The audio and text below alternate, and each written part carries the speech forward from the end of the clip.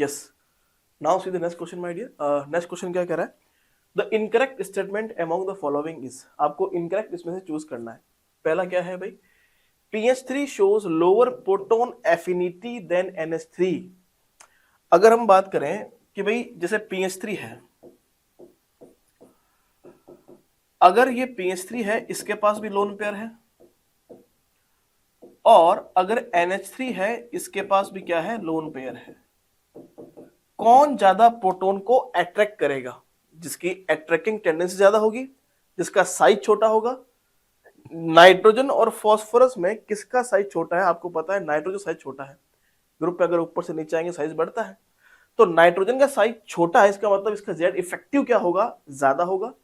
अगर Z effective ज्यादा होगा, साइज छोटा है, जेड इफेक्टिव ज्यादा है, तो ऑब्वियसली ये नाइट्रोजन का, या मैं कहूं तो NH3 का जो प्रोटॉन की एक्सेप्टिंग टेंडेंसी होगी वो क्या होगी? ज्यादा होगी।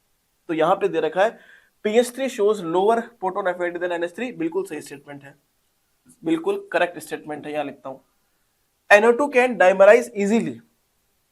भाई ऑब्वियसली अगर किसी मॉलिक्यूल में अगर ऑड इलेक्ट्रॉन अगर है तो वो जल्दी डाइमराइज कर देगा, यस, ताकि स्टेबिलिटी को बेसिकली अचीव कर पाए। तो क्या NO2 एक ऑड इलेक्ट्रॉन स्पीसीज है क्या? बिल्कुल है। ये N डबल बॉन्ड O, ये कोऑर्डिनेट बॉन्ड, और ये आपका होता है एक ऑड इलेक्ट्रॉन, जिसकी वजह से ये डायमर बना लेता है, N2O4 में कन्वर्ट हो जाता है very easily. PF3 exist but NF5 not. Obviously बात है NF5 एग्जिस्ट कैसे कर पाएगा? क्योंकि अगर हम नाइट्रोजन की बात करें तो इसकी तो मैक्सिमम वैलेंसी ही 4 होती है।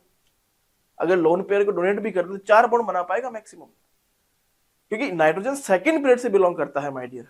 अगर सेकंड पीरियड से बिलोंग करता है तो ये अपनी ऑक्टेट को एक्सपांड नहीं कर पाएगा, इसके पास वैकेंट डी ऑर्बिटल नहीं है, और अगर इसके पास वैकेंट डी ऑर्बिटल नहीं है तो ये 5 बॉन्ड तो कैसे बना पाएगा? क्लियर है? तो ये भी बिल्कुल सही है, NF5 एग्जिस्ट नहीं करता है, ये भी बिल्कुल सही स्टेटमेंट है, ये भी सही स्टेटमेंट है।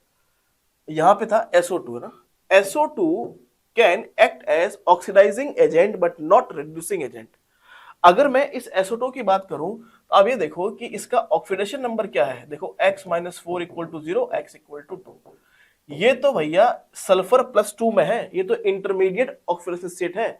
आपको पता है ग्रुप नंबर 16 की अगर हम बात करें, ग्रुप नंबर अगर मैं 16 की बात करूं तो ये -2 से लेके +6 तक ऑक्सीडेशन नंबर शो कर सकते हैं, और ये कहां है? +2 में है। तो ये ऑक्सीडाइज भी हो सकता है, ये रिड्यूस भी हो सकता है, क्योंकि यहाँ पे इंटरमीडिएट ऑक्सीडेशन स्टेट को शो कर रहा है।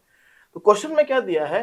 Can act as oxidising agent but not as reducing. तो ये तो बिल्कुल रॉन्ग है, दोनों की ही तरह ये बेसिकली बिहेव कर सकता है, because it is shown as a intermediate oxidation state.